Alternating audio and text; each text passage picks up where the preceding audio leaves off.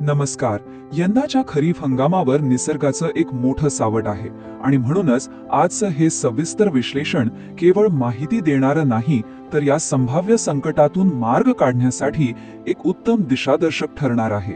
आज आपण एल निनोच्या सावटाखाली शाश्वत शेतीचे नियोजन या अत्यंत ज्वलंत विषयावर लक्ष केंद्रित करणार आहोत.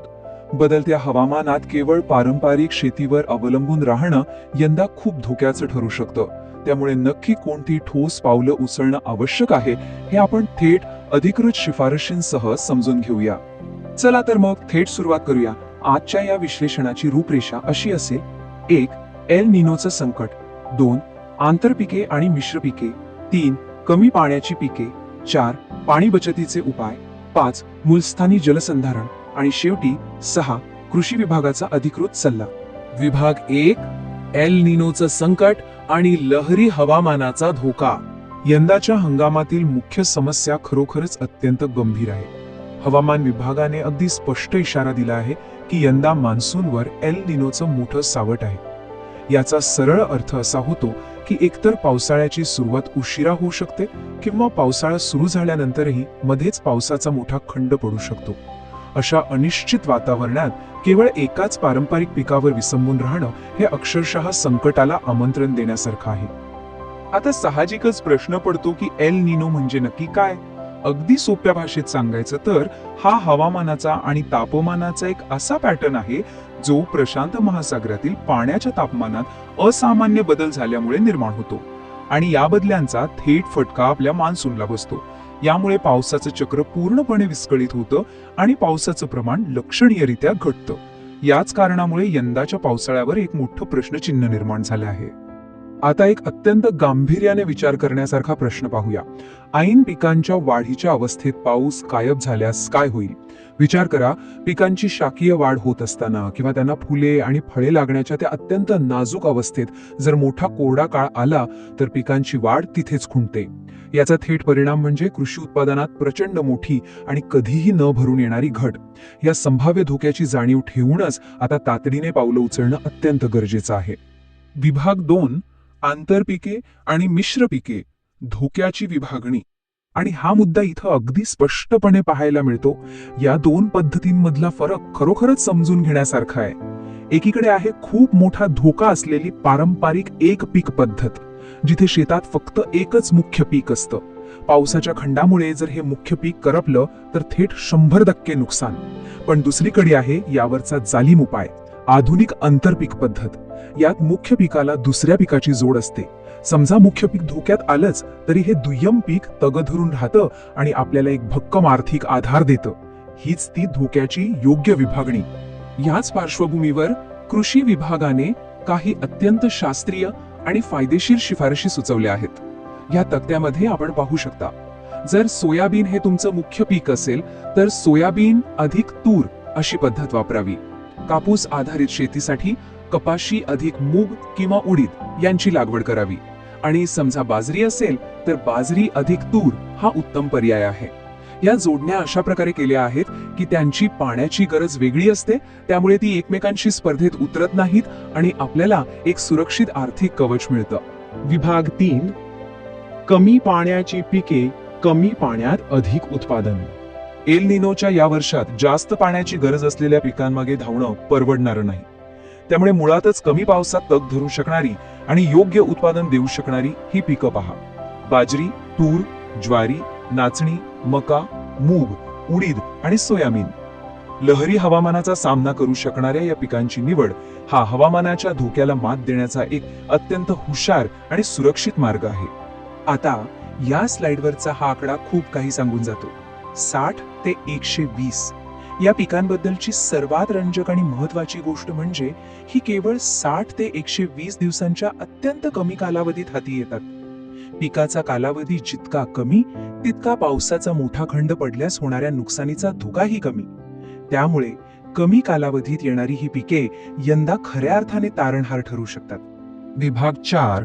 पाणी बचतीचे उपाय, जमिनीत ओलावा टिकवणे. प्रत्यक्ष शेतात ओलावा टिकवून ठेवण्यासाठी या 3 अत्यंत महत्वाच्या आणि व्यावहारिक पायऱ्या आहेत. पायरी पहिली, जमिनीतील ओलावा टिकवण्यासाठी पालापाचोळा किंवा प्लास्टिकचं आच्छादन नक्की करा. पायरी दुसरी, जी अतिशय स्थानिक पण तितकीच महत्वाची आहे. पाऊस उघडून गेल्यावर जमिनीला पडणाऱ्या भेगा बुजवण्यासाठी वेळेवर कोळपणी करा. यामुळे जमिनीतला ओलावा उडून जात नाही. आणि पायरी तिसरी, पाण्याचा अपव्यय टाळण्यासाठी शेतातील तण वेळेवर काढा. तण हे मुख्य पिकाच्या वाट्याचे पाणी शोषून घेतं. त्यामुळे तण नियंत्रण हा पाणी बचतीचा मोठा उपाय आहे. विभाग 5, मूलस्थानी जलसंधारण, जमिनीचे सक्षमीकरण. आता आपण वळूया एका प्रगत पण सहज शक्य असलेल्या तंत्रज्ञानाकडे. महात्मा फुले कृषी विद्यापीठाने मूलस्थानी जलसंधारणासाठी एक अतिशय महत्वाची शिफारस केली आहे. त्यांच्या मते तुरीसारख्या पिकांमध्ये 2 ओळींच्या मध्ये बळीराम नांगराच्या साहाय्याने मृतसरी तयार करणं यंदा अत्यंत फायदेशीर ठरणार आहे. या मृतसरीमुळे काय होतं तर पावसाचं पाणी थेट शेतातून वाहून न जाता तिथेच साठून राहतं आणि पिकांच्या मुळाशी जिरतं. आणि जिथल्या तिथे अडवण्याचा हा एक उत्तम मार्ग आहे. म्हणून यातला सर्वात कळीचा मुद्दा हा आहे की मृतसरी आणि BBF म्हणजेच रुंद वरंबा आणि सरी तंत्रज्ञानाचे अनेक बहुगुणी फायदे आहेत. या तंत्रज्ञानामुळे पावसाचं पाणी जमिनीत अतिशय चांगल्या प्रकारे मुरतं, मुळांना मातीची भर मिळते आणि हवा खेळती राहते. सगळ्यात महत्वाचं म्हणजे एल निनोच्या वर्षात जर अचानक परतीचा मोठा पाऊस झाला तर या सरींमधून अतिवृष्टीत अतिरिक्त पाण्याचा निचरा सहज होतो. म्हणजे दुष्काळ आणि अतिवृष्टी दोन्हीवर हा उपाय आहे. याशिवाय सोयाबीन मध्ये BBF पद्धतीमुळे बियाण्याची बचत होते, फवारणीसाठी मुबलक जागा मिळते, काढणी यंत्राचा वापर सोपा होतो आणि गरज पडल्यास एकाआड एक सरीने संरक्षित पाणी देणंही शक्य होतं.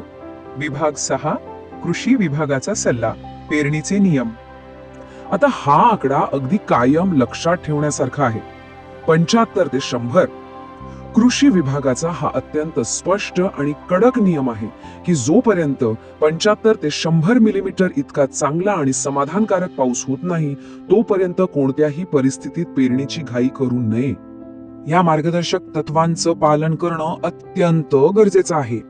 कोणतीही घाई न करता जमिनीत पुरेशी ओल निर्माण झाल्याची पूर्ण खात्री करावी. सरसकट एकाच मुख्य पिकाची पेरणी टाळावी. ओल्याव्याचं वाटप योग्य प्रकारे होण्यासाठी पिकांमधील अंतर योग्य ठेवावं, जेणेकरून ती एकमेकांशी पाण्यावरून स्पर्धा करणार नाहीत. आणि सर्वात महत्वाचं, पारंपरिक पिकांचा मोह टाळून लहरी हवामानाचा समर्थपणे सामना करतील अशाच पिकांची निवड करावी. घाबरून जाऊन नाही तर नियोजनबद्ध पद्धतीने पुढे जाणं हेच आता आपल्या हातात आहे. या सगळ्या नियोजनाचा पाया या एका अधिकृत विधानात दडलेला आहे. जिल्हा अधीक्षक कृषी अधिकारी सुधाकर बोराळे म्हणतात, हवामान विभागाने एल निनोचा इशारा दिला आहे. शेतकऱ्यांनी आतापासूनच खरीप हंगामाचे नियोजन सुरू केले पाहिजे. एकाच पिकावर अवलंबून न राहता हवामान अंदाज घेऊनच पेरण्या कराव्यात. आंतरपीक पद्धतीचा अवलंब केल्यास फायदा होईल. हे विधान आपल्याला स्पष्ट दिशा देतं की हवामान अंदाजाचा नियमित मागोवा घेणं आणि आंतरपीक पद्धतीची ढाल वापरणं हाच या संकटातून सही सलामत बाहेर पडण्याचा मार्ग आहे. अधिक माहितीसाठी आपल्या जवळच्या कृषी विभागाशी संपर्क साधणं नक्कीच हितावह ठरेल. आजच्या या सविस्तर विश्लेषणानंतर शेवटी आपण या एका अत्यंत विचार करायला लावणाऱ्या प्रश्नासोबत थांबत आहोत. बदलत्या जागतिक हवामानाच्या या अनिश्चित वास्तवात टिकून राहण्यासाठी आपल्या पारंपरिक शेती पद्धतीत कोणते बदल करणे काळाची गरज आहे? एल निनो हे केवळ एका हंगामाचं संकट नसू शकतं, तर ही हवामान बदलाची मोठी चाहूल आहे. या बदलत्या नैसर्गिक चक्रासोबत स्वतःला जुळवून घेणं आणि आधुनिक तंत्रज्ञान व आंतरपिकांची कास धरणं हाच आपल्या शाश्वत कृषी भविष्याचा एकमेव भक्कम पाया असू शकतो. हा विचार नक्की करा. धन्यवाद.